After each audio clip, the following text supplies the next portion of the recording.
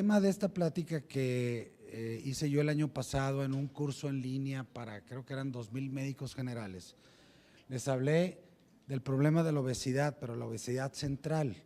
Y la obesidad central es la pancita con o sin sobrepeso, ¿verdad? ¿Y qué es lo que representa?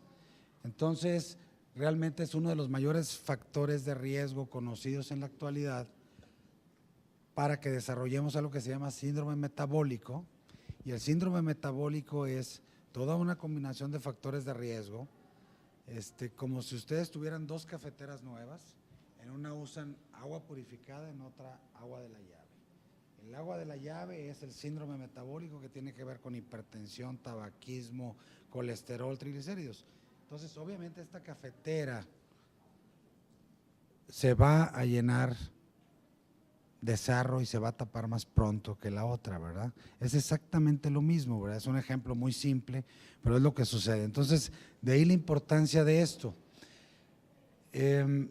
Para propósitos prácticos, vean ustedes, estas son estadísticas ya un poquito antiguas, pero desde el punto de vista de obesidad, en este año nosotros ocupábamos el 2º lugar a nivel mundial y en el 2005 se declaró por la Organización Mundial de la Salud que ocupamos el 1er lugar. Finalmente le ganamos a Estados Unidos, no en fútbol, pero sí en obesidad, ¿verdad?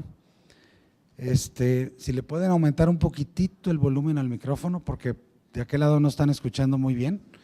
Entonces, bueno, vean ustedes cómo de nueva cuenta son las mismas estadísticas y en esa época ocupábamos el 2º lugar, ahora ocupamos ya el 1er lugar y vean la proporción de hombres y mujeres. Entonces hay una tendencia a que haya mayor sobrepeso en las mujeres mexicanas que en los hombres. Y por supuesto, esto es la distribución de obesidad por estados. En el norte, centro y sur más o menos es la proporción de sobrepeso y obesidad, y esto tiene mucha relación con la economía, con la cercanía a Estados Unidos, con la tecnología, con la alimentación, los alimentos rápidos, etcétera, ¿verdad? ¿Y cómo medimos la obesidad? Realmente la importancia de los grados de sobrepeso realmente no son tan importantes. Lo más importante es tratar de medir cuál es la cintura abdominal. Y esta es la cintura abdominal ajustada a los hombres y mujeres en México. Todo esto hecho por la Organización Mundial de la Salud. Entonces no se nota muy bien, pero los hombres deben de tener una cintura abdominal de menos de 90 y las mujeres menos de 80. Eso es lo ideal a cualquier edad, ¿verdad? Y esto lo detectamos muy fácil, ¿verdad? Es simplemente medir la cintura abdominal. Este incremento que se refleja en los centímetros se ve aquí en un TAC y todo esto que está blanco es grasa intraabdominal, o sea, es el menudo, así tan sencillo como eso, ¿verdad? Entonces, toda la grasa que está alrededor de los intestinos, y esta es la gran responsable y es un gran disparador de que el agua se despurifique o la sangre se despurifique y fácilmente llene de sarro la tubería del organismo. Y vean ustedes de qué se acompaña. Habitualmente se acompaña de colesterol bueno muy bajo, de triglicéridos, que son unas grasas que circulan en la sangre muy altas, que el azúcar en ayunas empieza a acercarse a 100 o un poquitito arriba de 100 sin necesariamente ser diabetes. Se relaciona también con hipertensión.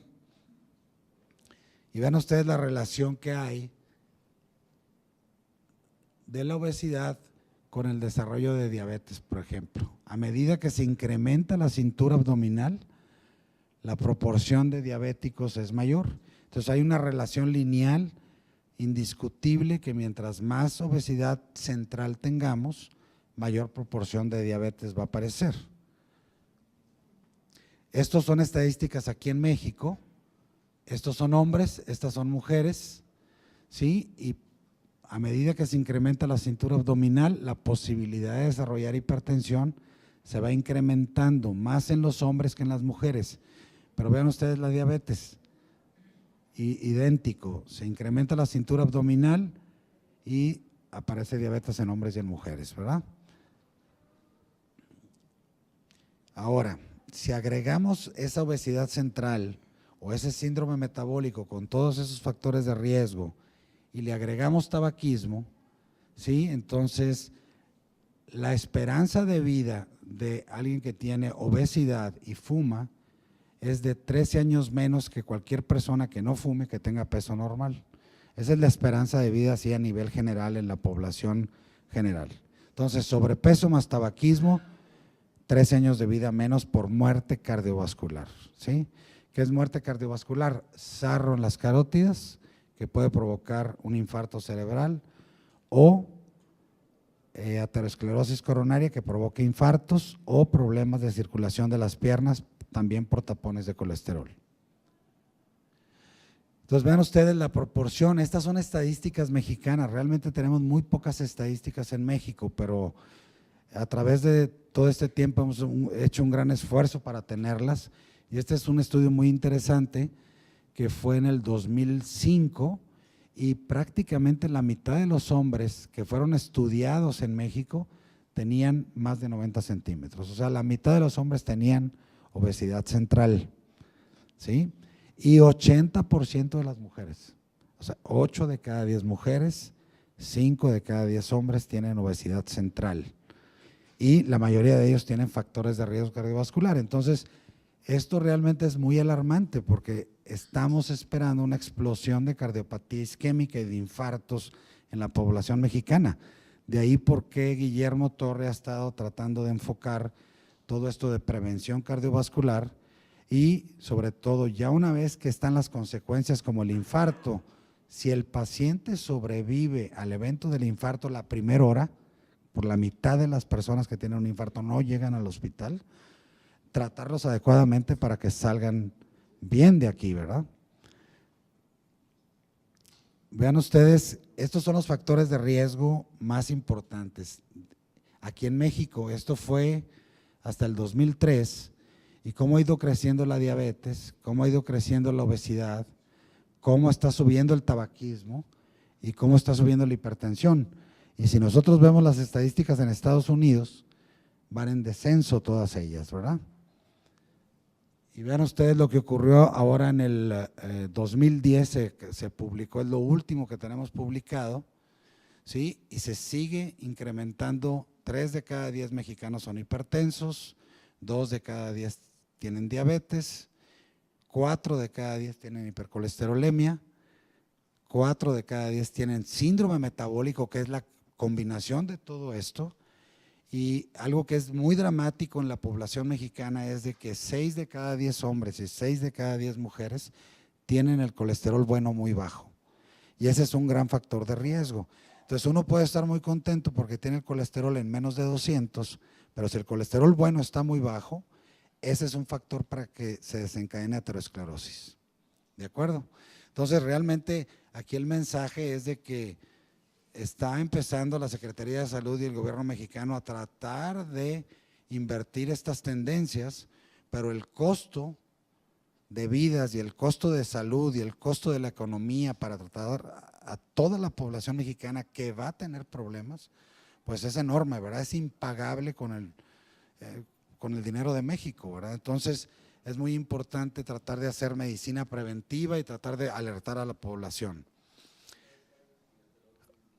Ahorita arriba de 45 en los hombres, arriba de 55 en las mujeres, ¿verdad? Digo, son números, ¿verdad? Son cifras, son tendencias, no hay números absolutos en medicina, pero digamos que el cohorte que hacemos es en 45 para hombres como mínimo y en 55 en las mujeres. Así es. Entonces vean ustedes realmente el incremento de todos los factores de riesgo en este tiempo, pues es impresionante, ¿verdad? Ahora, ¿qué pasa? ¿Qué tiene que ver esa grasita dentro del abdomen? ¿Y por qué la insistencia?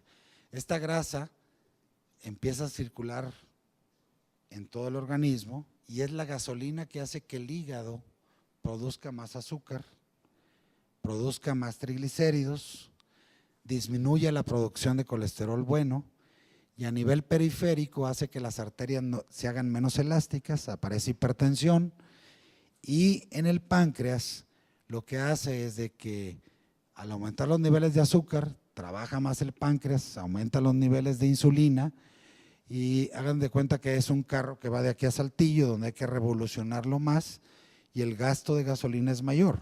Se acaba la gasolina del páncreas y aparece diabetes mellitus. Entonces, niveles de glucosa o de azúcar cerca de 100 en ayunas, aunque no es diabetes, se le llama resistencia a la insulina. La insulina que produce el páncreas no funciona muy bien por esta grasa que está dentro del abdomen, hace que el páncreas trabaje mucho, de más, se daña el páncreas y entonces aparece diabetes. ¿Ok? Entonces, este es todo el complejo de lo que hace el incremento de la cintura abdominal, ¿sí? A nivel de los factores de riesgo cardiovascular que acabamos de ver aquí. Todo esto tiene que ver con esa grasa intraabdominal.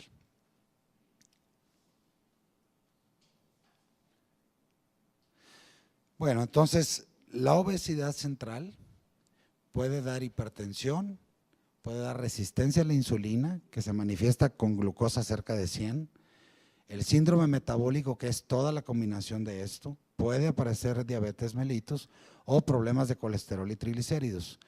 Esto, aunado al tabaquismo, hace que las arterias se inflamen, se llenen de colesterol, se revienten, se forme un coágulo y entonces provoque algo que nosotros llamamos accidente vascular. Puede ser cerebral, puede ser coronario, puede ser periférico y lo más importante es el infarto agudo de miocardio, ¿verdad? Que es lo que habitualmente mata a las personas, ahora más jóvenes, cada vez más jóvenes, ¿sí? Y la mitad de ellos ni siquiera llega al hospital. Vean ustedes, miren, este es un estudio que se hizo en Europa y analizaron a personas que estaban en cuidados intensivos después de un infarto. Y lo más importante que encontraron de factores de riesgo fue que la mayoría de ellos tenían obesidad central, ¿sí? Ni siquiera hipertensión, ni diabetes, ni tabaquismo. Todos, la mayoría de los infartados que estaban en cuidados intensivos, la mitad de ellos tenían obesidad central. Entonces, de ahí, este estudio fue en el 2004 y en el 2005 por primera vez se reconoció en todo el mundo lo que llamamos síndrome metabólico, apenas en el 2005, entonces es un término relativamente nuevo, ¿sí? ¿Y de qué se acompaña? Fíjense bien, en México, la obesidad central con o sin sobrepeso, ¿sí? Puedes tener el peso ideal, pero tener tu pancita grande, lleno de grasa, y ese es un factor de riesgo. Luego, triglicéridos arriba de 150, colesterol bueno, bajo en hombres, menor de 40 y menor de 50 en las mujeres. Y luego cifras de presión arterial igual o mayor de 130, 85. Y también la glucosa en ayunas alrededor de 100. ¿Sí? Entonces, 3 de esos 5 hacen el diagnóstico de síndrome metabólico, identifican pacientes de alto riesgo para desarrollar depósitos de colesterol o de sarro en la tubería del organismo. ¿Sí?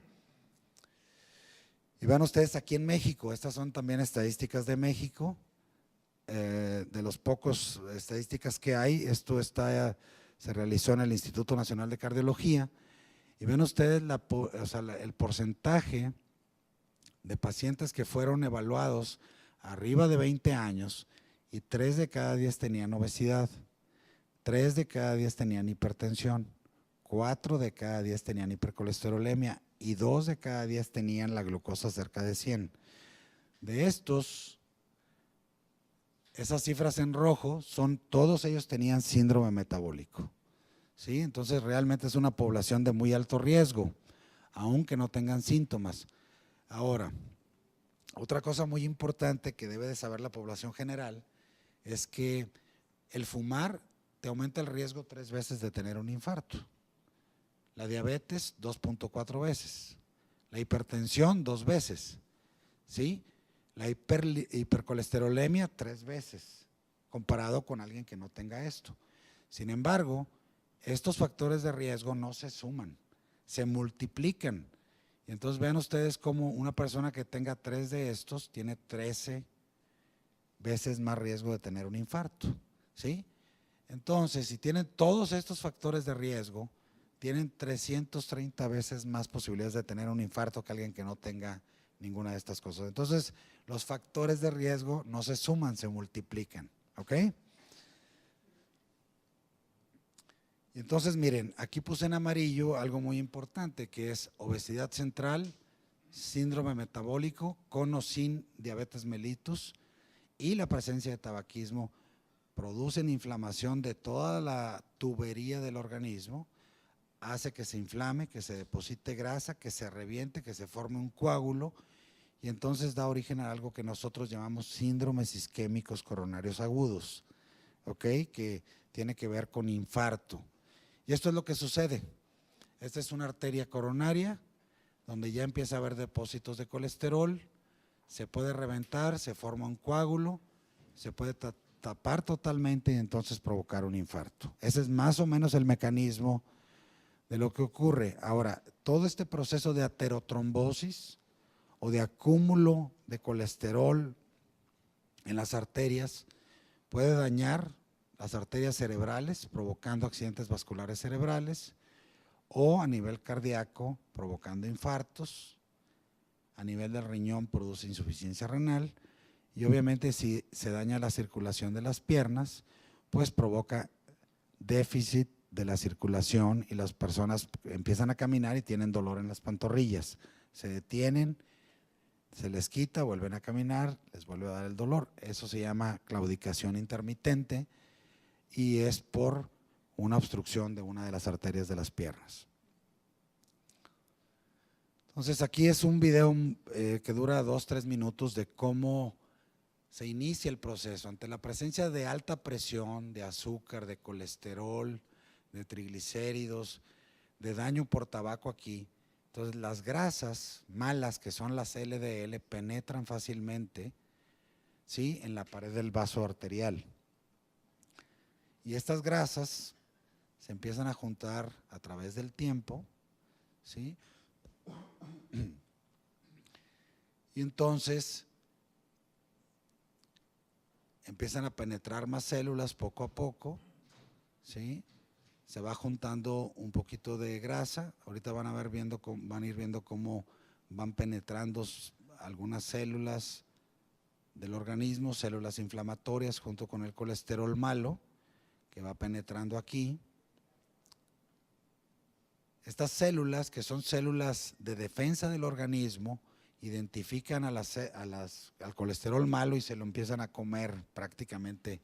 El término médico es fagocitar. Y entonces esta célula de defensa que está metida en la pared de la arteria se convierte en grasa aquí, ¿sí? Y entonces a medida pasando el tiempo empieza a acumularse más grasa, más grasa, más grasa. Y entonces si esta grasa se revienta y se pone en contacto con la circulación, se forma un coágulo.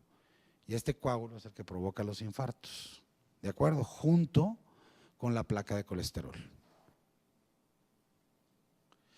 Bueno, y entonces aquí esquemáticamente otra vez es una arteria del corazón con una placa de colesterol que se rompió, se formó un coágulo y esto es lo que provoca un infarto. Entonces, esta es una arteriografía de las arterias coronarias en un paciente que está teniendo un infarto, ¿sí? Esto viene del libro, pero aquí la arteria debería seguir hasta acá y aquí se reventó una placa de colesterol, se formó un coágulo y esta es la responsable del infarto, ¿sí? Es exactamente lo que vemos nosotros cuando llega un paciente a urgencias con un infarto y lo llevamos a la sala de cateterismo y vamos y hacemos una angiografía coronaria, que es esto. Identificamos dónde está el tapón para luego destaparlo, ¿verdad? Y tratar de minimizar el daño del infarto o abortar el infarto, ¿verdad? Y eso se traduce en una mejor sobrevida del paciente, ¿verdad? Esto es lo que ocurre a nivel histopatológico. Este es un corte microscópico de cómo aquí está la grasa, esta es la pared del vaso, aquí está el coágulo y aquí es donde se reventó la placa. Esta persona porque esto es de un ser humano, era un corredor de 40 años, ¿sí? Con una placa de colesterol mínima, pero se le reventó con el esfuerzo de correr, se formó un coágulo y murió sin diagnóstico. Y en la autopsia se ve cómo se revientan y se forman los coágulos aquí. ¿De acuerdo? Entonces, ya lo hemos visto, lo estamos viviendo continuamente, ¿verdad? Y lo platican en las casas. Pues se murió, pero se hacía mucho ejercicio y, ¿verdad? Les voy a presentar este caso muy rápido. Es un joven, porque es joven, de 30 años, ¿sí? Con síndrome metabólico. Estaba viendo a su endocrinólogo y bajó 8 kilos de peso y empezó a hacer ejercicio. Y al empezar a hacer ejercicio empezó a sentir dolor en el pecho. Entonces le hicieron una prueba de esfuerzo y resultó normal. Le hicieron otra prueba de esfuerzo y resultó normal, ¿sí? Y después de estar corriendo en el club, ¿sí? Se desplomó corriendo detrás de 2 doctores, ¿sí? Entonces, oyeron que se cayó, voltearon, estaba prácticamente en paro cardiorrespiratorio, le dieron maniobras de reanimación y de suerte el club tenía un desfibrilador automático, entonces conectaron el desfibrilador y la máquina sola le descargó, le regresó el ritmo al corazón y llegó aquí al hospital. Ese realmente es así un milagro, pero a lo que voy es cómo el síndrome metabólico realmente afecta y está causando muertes en gente joven y en gente de edad mediana, ¿verdad? Él llegó aquí despierto, el electrocardiograma estaba normal, le hice un ecocardiograma y estaba normal. Y entonces decidí hacerle un angiotac, que es algo parecido al TAC de las coronarias. Y vean ustedes, esto brillante aquí, en esta arteria principal del corazón, esto brillante son placas de colesterol, de calcio. Y todo esto que se ve oscuro es una placa de grasa ahí. Entonces no tiene por qué estar una placa de grasa en un hombre de 30 años, ¿sí? Entonces nos fuimos a hacerle un cateterismo y lo único que encontramos fue esta pequeña obstrucción de grasa aquí, ¿verdad? ¿Sí? Nada importante. Como estábamos muy inquietos, Guillermo y yo, de que no encontrábamos una causa de por qué le había pasado esto, entonces usamos este aparato que se llama tomografía de coherencia óptica, que es algo que pocos hospitales en México y en el mundo tienen, y es una cámara, prácticamente es una cámara de luz, y aquí estamos adentro de la arteria coronaria, ¿sí? Entonces vean cómo se ve muy bien por dentro de la arteria coronaria, y aquí se ven placas de colesterol. Bueno, en esa parte estaba prácticamente 100% ocluida la arteria, ¿sí? Y esto se los pongo porque esto que ven ustedes aquí es precisamente esto que pasó en este muchacho aquí, ¿sí? Esa es la imagen de cómo se le reventó aquí la placa de colesterol y se le formó un coágulo. Entonces, esto que llamamos aterotrombosis, que es placas de colesterol y coágulo que van tapando las arterias del organismo, desde el 2001 la Organización Mundial de la Salud alertó que era la primera causa de muerte, muy por encima, esto es en todo el mundo, ¿verdad?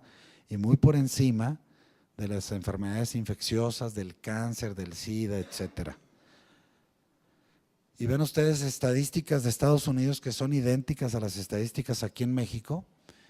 Esto en líneas horizontales obscuras, ¿sí? Son los infartos del corazón, y en hombres y mujeres de 0 a 100 años, la primera causa de muerte son los infartos, ¿sí? Hay una edad, que es la edad del cáncer, antes de los 85 años, entre los 40 y 60 años, donde el cáncer efectivamente ocupa el primer lugar de causas de muerte, pero nunca es más que la aterotrombosis, ¿sí? La aterotrombosis no solo son infartos del corazón, son infartos cerebrales y infartos en las piernas. Entonces, esto es lo que está matando ahorita a la población, pues prácticamente en todo el mundo. Desde el año 2000, estas son las actas de defunción en México, y la cardiopatía isquémica o el infarto junto con la diabetes ocupaban la primera causa de muerte en los hombres. Igual, la diabetes mellitus y la cardiopatía isquémica en la mujer. Ahorita la cardiopatía isquémica es la que mata más mujeres mexicanas mucho más que el cáncer. Y eso todavía no lo sabemos. Ya hay una campaña en Estados Unidos desde hace 5 años, pero ahorita la mujer mexicana de lo que menos se muere es de cáncer. Se mueren de esto. ¿Por qué? Porque la población, la esperanza de vida se ha ido prolongando, la mujer vive más tiempo, el cáncer se detecta más temprano, prácticamente se cura. Entonces, a medida que avanza la edad y con el sobrepeso, empiezan a tener manifestaciones de aterosclerosis y la mayoría muere de infarto. Entonces, el mensaje aquí es bien importante para la población general, porque una mujer después de la menopausia, una prueba de esfuerzo salva más vidas que una mamografía. No estoy diciendo que el cáncer no sea importante, simplemente que la mujer después de la menopausia, que se preocupa tanto de estarse haciendo mamografías, lo que tiene que hacerse es una prueba de esfuerzo, porque eso puede salvar más vidas en la mujer que la misma mamografía, ¿sí? ¿Por qué? Porque es la edad donde ya el cáncer empieza a disminuir y los infartos en las mujeres empiezan a aumentar. Entonces vean ustedes aquí en México las últimas estadísticas que se consultaron en el 2011, diabetes, cardiopatía isquémica y problemas vasculares cerebrales. Todo tiene que ver con aterotrombosis o aterosclerosis en cualquier parte de la circulación, y en verde son las causas de muerte en la mujer. Nada más por cáncer de mama y cáncer de matriz, y la mayoría se muere de infarto, ¿sí? Entonces es algo muy importante, ¿verdad? Entonces ahorita no hay muchas campañas de eso, ¿sí? Es algo muy, muy importante, sobre todo después de la menopausia. Entonces el mensaje aquí importante es que 1 de cada 3 humanos muere en el mundo por enfermedad cardiovascular, principalmente por infarto. Estos son todos los factores de riesgo que ya Guillermo les habló, seguramente, que tiene que ver con la vida sedentaria, con el estrés, la obesidad central, el tabaquismo, la diabetes, problema de lípidos, hipertensión y obviamente el tipo de alimentación que estamos llevando. Aquí es tan importante medir la cintura abdominal y tan fácil y tan sencillo que ya empezó la Secretaría de Salud en México con este tipo de campañas para tratar de tratar de abatir un poco la obesidad. Y obviamente el ejercicio tiene mucho que ver, una buena alimentación también, ¿sí? Y ven ustedes cómo debe tratarse los problemas de colesterol sin medicamentos y del síndrome metabólico. Entonces las personas que tienen problema de triglicéridos, disminuyendo el peso, aumentando la actividad física, consumiendo menos azúcares y carbohidratos, y aumentar el consumo de omega 3 disminuye dramáticamente los niveles de triglicéridos sin tener que recibir ningún medicamento, ¿sí? Ahorita el omega 3, acaba de llegar un omega 3 aquí a México, no es comercial, es de grado farmacéutico, tiene 10 años en Estados Unidos, equivale, yo les diría que una cápsula de omega 3 equivale a unas 20 cápsulas de las que venden en GNC o en cualquier otro lado. Y está aprobado por la FDA en Estados Unidos como medicamento para bajar triglicéridos y se vende únicamente con receta médica ya. Ahora aquí lo tenemos en México y vale la pena luego hablar de él, pero se llama Omacor, y viene de 1 gramo, ¿ves? Entonces, bueno, esto es una buena manera de, tomando un suplemento alimenticio. ¿Cómo tratamos el colesterol bueno o bajo que 6 de cada 10 mexicanos tienen? Bueno, pues hay que bajar de peso, aumentar la actividad física, suspender el tabaquismo, el que tenga tabaquismo, eso hace que suba el colesterol bueno, y un incremento de las ingestas de grasas monoinsaturadas. ¿Cuáles son las grasas buenas? Por ejemplo, el aguacate, las almendras, el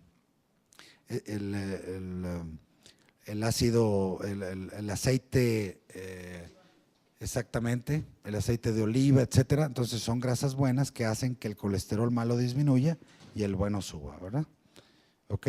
Pero eso no funciona si no actuamos con todo esto, ¿no? ¿Ok? Entonces fíjense cómo también el azúcar, lo mismo. Entonces, siendo yo médico, les estoy dando puras recomendaciones que no tienen que ver con medicamentos. O sea que muchas personas pueden curarse nada solas, ¿verdad? Teniendo la información y haciendo esto. sin necesidad de estar tomando medicamentos. Entonces, realmente el mensaje aquí que, bueno, obviamente cambios en los estilos de vida pueden tener grandes recompensas, como si ustedes tomaran medicamentos y disminuirles el riesgo. Esto lo pongo aquí porque hace como unos 10 años, mi hijo tenía 7 años y tuve que llevarlo a sacar su visa de Estados Unidos, entonces me acompañó a poner un examen a un de los estudiantes de medicina de la escuela de tercer año y estábamos haciendo un resumen antes del examen de todos los factores de riesgo y él se puso a jugar con mi computadora y como 5 años después me encontré esto ahí y cómo un niño percibe fácilmente todo esto, y esto fue lo que él escribió, me lo encontré 5 años después, ¿sí? Y eso mientras yo estaba dando la clase, se puso a jugar con mi computadora. Entonces, es bien importante, hay una gran población de niños ahorita en un estudio que acaban de hacer en el DF, no traje las estadísticas aquí, pero niños con problemas de colesterol, problemas de triglicéridos, problemas de hipertensión arterial y problemas de obesidad. Digo, el país con más niños obesos en el mundo es México, ¿verdad? Entonces realmente es un tema bien importante porque esos niños, si no se les educa, si no cambian la alimentación, van a estar llegando a los 30 años, 25 años infartados, ¿verdad? Y habitualmente sin oportunidad. Es muy diferente tener un infarto a los 70 años que a los 30. ¿Por qué? Porque el corazón de alguien de 70 años va desarrollando tapones de colesterol poco a poco y va permitiendo que el mismo organismo vaya haciendo bypasses. Entonces se tapa una arteria y otras arterias llevan sangre ahí. Entonces los infartos habitualmente son menores y en gente joven eso no existe. Entonces se tapa y es un verdadero problema, ¿verdad? Voy a pasarles un video muy rápido de la vida real. Bueno, sí, a ver si podemos pasar el del cateterismo, sí. O si quieres pasa el video nos quedan 10 minutos. Entonces pasa el video que está ahí de la ruptura de placa. Ese está muy bien, Erika. Esto es una caricatura, pero es prácticamente lo que ocurre cuando existe un infarto.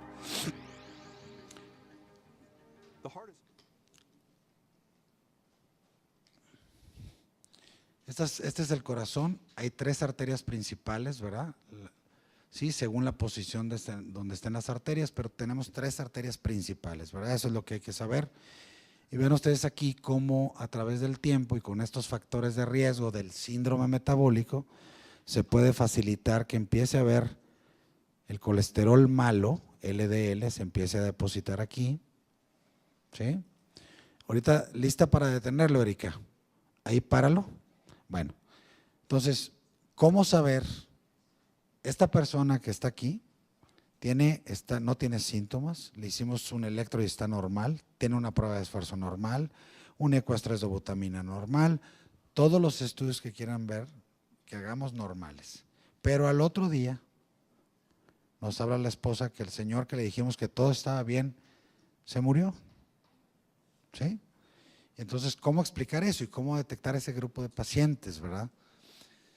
Entonces, el índice de calcio coronario, esta grasa que está aquí, se calcifica y en un TAC simple de tórax, que es lo que están viendo acá, se detecta aterosclerosis, que no es importante, pero que ya empezó.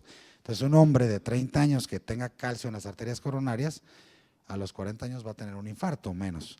Esa es una manera de atacar de manera agresiva con medicamentos a pacientes que no tienen síntomas, pero que tienen factores de riesgo. Por ejemplo, alguien que fuma y tiene síndrome metabólico a los 30 años y tiene calcio coronario, ya sé que tiene esto, ¿sí? Entonces en él hay que ser muy agresivo para evitar que esto siga creciendo y se reviente. Esa es la manera de ver cómo estamos con el índice de calcio coronario.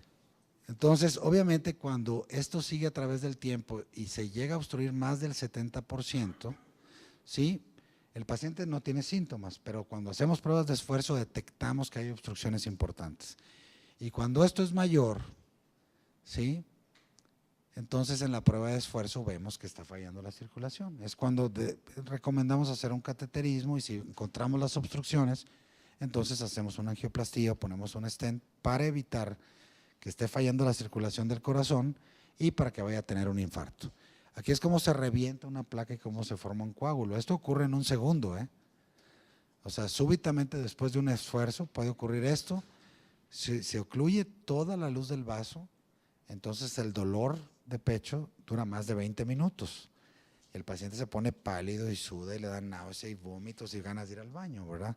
Toda una reacción del dolor tan intenso provocado por la falta de circulación de aquí en adelante de la arteria, ¿sí? Entonces, esto es típicamente lo que encontramos. Entonces, esto es lo que hacemos, ¿eh? Aquí está un paciente, digo, aquí falta toda la arteria, pero aquí está lleno el coágulo. Entonces, lo que hacemos es pasar un alambre por aquí y luego, si vemos mucho trombo, aspiramos el trombo, ¿sí?, de las arterias, ¿sí? Vean cómo estamos quitando ahí pedacitos del coágulo. Y una vez que ya vemos que hay circulación, identificamos la placa de colesterol culpable, entonces ya decidimos hacer una angioplastía y poner un stent, que esto es lo que van a ver ahorita. Sí, es prácticamente esto, es un stent que son mallas de acero, ¿sí?, que permiten que ferulice la arteria y que fluya bien la sangre, ¿verdad? Eso es lo que nosotros llamamos angioplastía primaria y eso es lo que nosotros tenemos un programa aquí. Realmente todos los hospitales, desde Doctors, Oca, Muguerza, obviamente San José, que fue el primero que empezó, y Zambrano, tenemos aquí un programa que llamamos angioplastía primaria. Entonces el paciente llega a urgencias y lo único que se necesita saber es verlo, está con dolor, le toman un electro, el electro muestra un infarto, en ese instante nos llaman por radio, estamos de guardia 24 horas por semana aquí, y estamos comprometidos a estar aquí en 20 minutos, menos de 20 minutos. En ese tiempo el paciente ya está arriba en la sala de cateterismo, entonces ya llegamos directo y hacemos esto y hemos rescatado a muchos pacientes donde pues desaparece el infarto, ¿verdad? ¿Sí me explico? Entonces eso se traduce en una gran calidad de vida y mejor sobrevida de los pacientes. Y en Estados Unidos los hospitales están rankeados por el tiempo de respuesta de abrir arterias coronarias. Así es como están rankeados allá. Entonces, los mejores hospitales de Estados Unidos tienen tiempos que llaman puerta balón de menos de 90 minutos. Europa ha sido muy exigente desde hace 3 años, menos de 60 minutos. Y en el San José, y aquí hemos declarado menos de 90, pero estamos haciendo un gran esfuerzo para abrir las arterias en menos de 60 minutos, porque eso se traduce en mucho mejores resultados, ¿verdad? El otro punto es que la población tenga la información suficiente para que no esté con el dolor, tomando Melox, yendo al baño, porque se quedan ahí en el baño, ¿verdad? Entonces, correr al hospital, ¿verdad?